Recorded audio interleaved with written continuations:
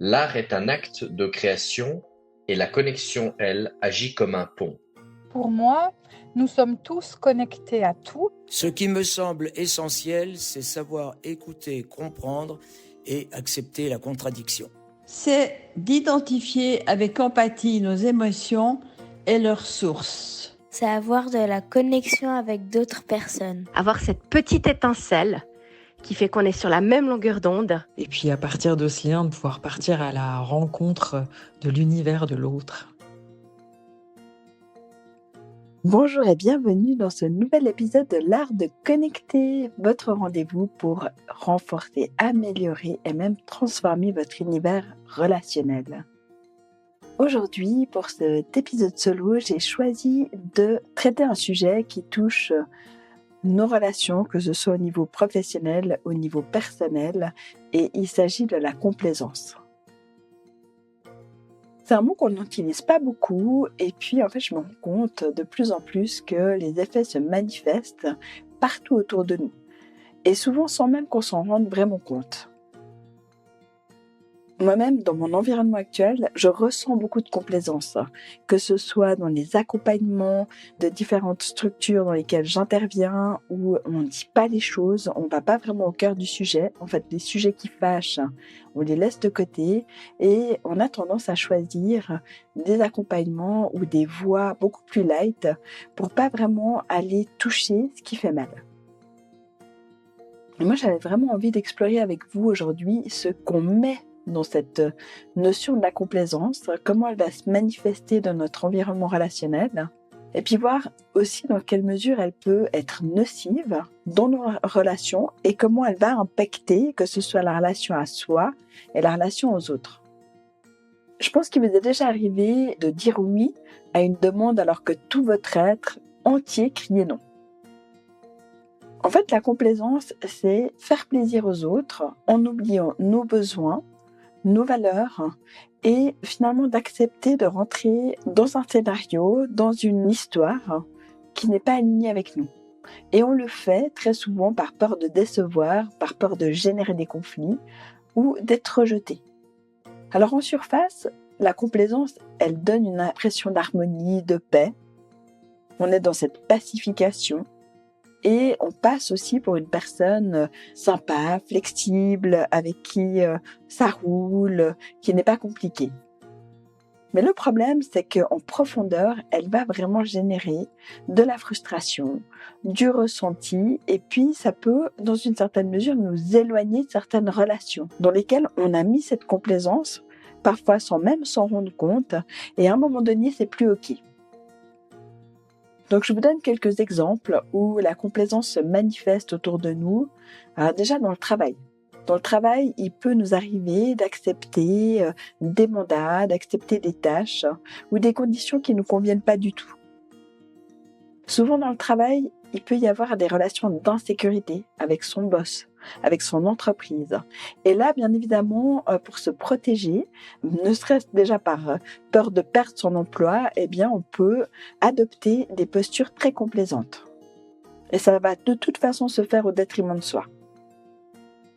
Ensuite, dans les relations amicales ou dans la famille. Donc, on est toujours celui qui arrange, celui qui accepte et qui cède. Et de manière générale, dans la communication, c'est éviter d'exprimer son opinion véritable. On ne fait pas passer des messages qui sont pourtant importants pour nous et puis on minimise nos besoins. Donc non, être complaisant, ce n'est pas une preuve d'amour et bien au contraire, parce que ça va créer un déséquilibre dans la relation. Et finalement, on est dans ce que moi j'appelle une forme de sacrifice silencieux. Et d'où elle vient cette complaisance ? Parce qu'elle ne naît pas de nulle part. La complaisance, tout d'abord, ça peut venir de notre éducation. Donc on a été éduqué à être gentil, à pas faire de vagues. Et ça, c'est très fort. Ça peut être très ancré en nous. Ensuite, il y a toutes ces peurs qu'on génère avec le relationnel. Donc la peur d'être abandonné, d'être rejeté, d'être jugé. Et puis parfois aussi, quand on est très complaisant, et il est possible que d'une manière ou d'une autre, on ait perdu le chemin pour être à l'écoute de nos besoins. Et puis, on a développé une forme de mécanisme où on s'efface pour les autres. Et donc tout ça, ça va véritablement avoir un impact sur nos relations. C'est-à-dire que les relations où la complaisance est très présente, eh bien, elles vont manquer d'authenticité parce que les besoins réels ne sont pas exprimés. Et ça peut mener à soit des malentendus et des conflits qui restent latents, des non-dits. On perd la confiance aussi ou le respect mutuel dans ce type de relation. Et puis, on se sent épuisé émotionnellement. Toute la question, c'est comment est-ce que je peux, moi, sortir de cette posture de complaisance? Qu'est-ce qui peut m'aider pour arriver à la transformer, l'alléger? Ce qu'il faut savoir, c'est que ça va pas être un processus instantané. C'est vraiment tout un travail sur soi qu'on peut faire. Et ensuite, avoir vraiment des outils de communication pour casser ces réflexes ou cette manière de communiquer qui nous met dans une posture de complaisance.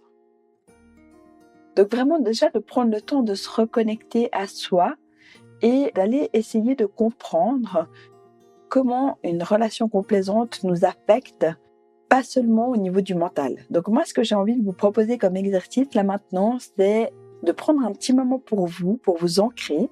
Vous pouvez vous mettre dans un endroit calme et prenez un petit papier si vous le souhaitez également pour noter une relation dans laquelle aujourd'hui vous avez l'impression, vous ressentez de la complaisance.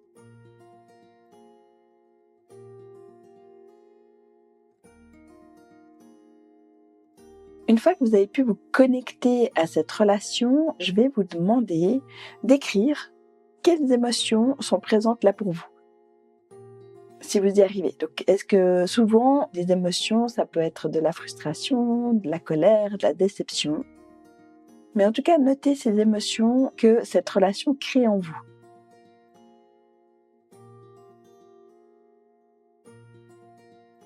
Une fois que vous avez noté ces émotions, ce que je vais vous proposer, c'est d'aller encore un tout petit peu plus loin et de définir quels besoins ne sont pas remplis pour vous dans cette relation.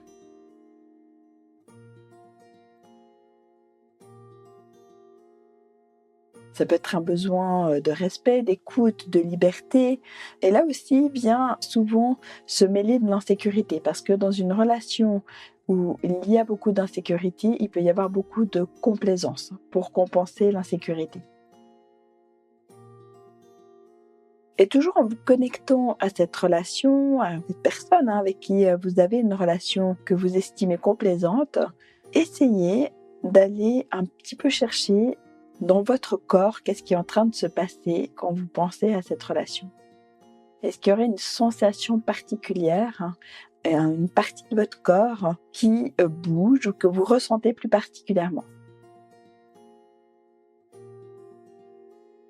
Et là, si vous y arrivez, eh bien, ça peut, dans une certaine mesure, vous donner une grille de lecture que à chaque fois que vous serez peut-être dans une relation complaisante, le corps peut réagir. Et c'est vraiment une manière d'utiliser son corps comme un capteur, comme une boussole qui peut vous dire « Non, là, tu es en train de tomber dans la complaisance ». Ensuite, vous allez pouvoir, bien évidemment, utiliser des techniques comme des techniques de remise en sécurité dans cette formation basée sur la théorie polyvagale de Stephan Porges que j'ai suivie, où là, on peut vraiment jouer dans les différents états, un état d'insécurité et comment je peux, moi, me remettre en sécurité. Et là, ça va aller chercher une autre sensation peut-être dans votre corps qui peut venir en relais de l'insécurité que vous ressentez en lien avec la relation dans laquelle vous êtes dans la complaisance. Et là, vraiment, quand vous faites cet exercice, c'est important de revenir à votre respiration, de prendre vraiment un moment pour revenir à cet instant présent, de vraiment vous concentrer sur votre respiration et voir qu'est-ce qui se passe. Parce que ça, c'est aussi une manière de vous remettre en sécurité dans une relation qui peut être problématique pour vous. Une fois que vous avez pu explorer toutes ces clés qui vous permettent de vous reconnecter à vous-même, eh bien là, c'est de partir sur des outils plus techniques de communication pour apprendre à avoir un langage qui soit beaucoup plus efficace et clair et qui va vous permettre véritablement d'exprimer vos besoins, vos ressentis et que le message soit suffisamment bien posé pour que vous ne tombiez pas dans la complaisance. Et c'est là que j'amène ce terme que j'aime beaucoup, qui pour moi n'est pas suffisamment utilisé aujourd'hui dans notre société. D'ailleurs, l'autre jour, j'étais avec des amis et j'ai sorti ce mot et j'ai pu tout de suite voir une forme de réaction, comme quoi ce mot, les personnes avaient de la peine à l'associer avec un principe concret. Et ce mot, je vous le donne, c'est l'assertivité. J'ai découvert cette notion quand je me suis formée en négociation avec Samuel Perriard. Je l'entends souvent, je le lis souvent de mes amis négociateurs, notamment Edouard Beltrán, que je vous invite à suivre d'ailleurs parce que c'est une personne absolument passionnante dans le monde de la négociation. Et donc, cette assertivité, c'est comment je peux la transposer ou l'utiliser dans mon quotidien pour justement pallier à la complaisance. Quand on dit assertivité, l'assertivité, c'est la capacité de communiquer sans passivité et agressivité. Moi, j'aime bien cette définition parce que sans passivité, c'est que on est actif, on ose parce que souvent on n'ose pas dire et on se retient. Tandis que là, quand on est dans l'assertivité, eh bien les choses sont dites. Et le sans agressivité, et c'est là toute la richesse de l'assertivité, c'est qu'on est capable de le dire en sécurité. C'est-à-dire qu'on n'est pas dans un état de colère, l'émotionnel est absolument bien maîtrisé. Et il y a cette clarté du langage qui fait justement qu'on peut faire passer un message qui va être entendu et qui ne laissera pas ce flou artistique qu'on a souvent dans les relations compliquées. Donc la complaisance, pour moi, c'est véritablement une dynamique qui peut abîmer nos relations et également notre bien-être. Et je pense que c'est essentiel de prendre conscience de son impact. Déjà, comme je vous l'ai dit, en écoutant les ressentis qu'il y a dans votre corps et en osant finalement être beaucoup plus authentique dans les relations pour pouvoir créer des vrais échanges d'espace et de respect mutuel dans lesquels l'authenticité est véritablement la règle.